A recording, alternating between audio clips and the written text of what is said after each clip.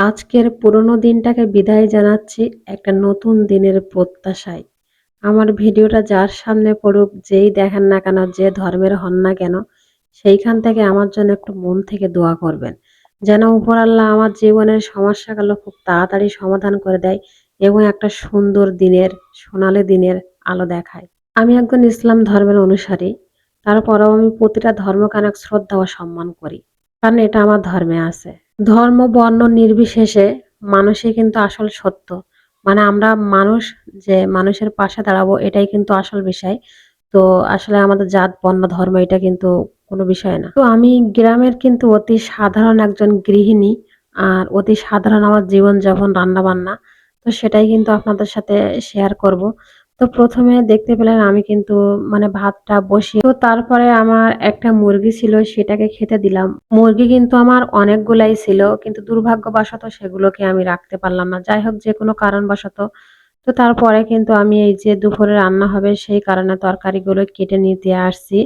আর চিংড়ি মাছটাও কেটে নিচ্ছি, কারণ যেহেতু চিংড়ি মাছ দিয়ে রান্না করব, তো সেই কারণে তরকারি কাটা শেষ হলে বাটাবাটি করতে আসলাম একটু, কারণ রান্না করতে গেলে তো বাটা লাগবেই।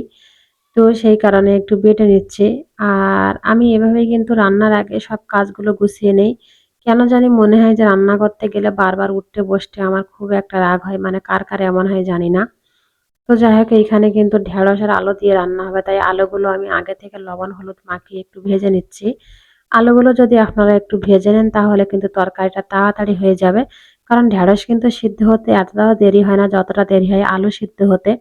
তো যদি আলুটা যদি আপনারা 50% মানে এইভাবে ভেজে সিদ্ধ করে নিতে পারেন, বাকি 50% কিন্তু পানিতে, মানে ঝোলের সাথে সিদ্ধ হয়ে যাবে তাড়াতাড়ি। আর তরকারিটাও কিন্তু তাড়াতাড়ি হয়ে যাবে। তো সেই কারণে কিন্তু আমি আলু যখনই ব্যবহার করি, যে তরকারিতে একটু ভেজে দেওয়ার চেষ্টা করি, যাতে তাড়াতাড়ি হয়ে যায় রান্নাটা। আর স্বাদও কিন্তু ভাজা আলুর একটা অন্যরকম লাগে। তো যাই হোক, এদিকে ঢেঁড়সের তরকারিটা কিন্তু আমার শেষ পর্যায়ে, সব মসলা দিয়ে দিয়েছিলাম। আর আমি কিন্তু খুব সাধারণই রান্না করি, সেজন্য মানে আলাদা করে আর কিছু বলার নেই। রান্নার রেগুলার মসলাগুলোই ব্যবহার করি।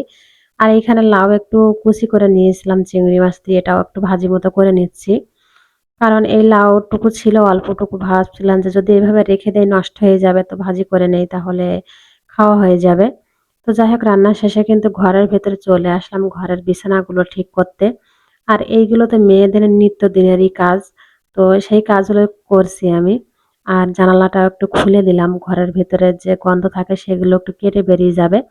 তারপরে কিন্তু ঘরের ভেতরটা খুব ভালোভাবে ঝাড়ু দিয়ে নিচ্ছি।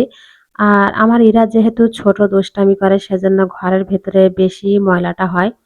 তো যাই হোক, ঘর গোছানো শেষ হলে কিন্তু থালা বাসনগুলো মাজতে এসেছিলাম।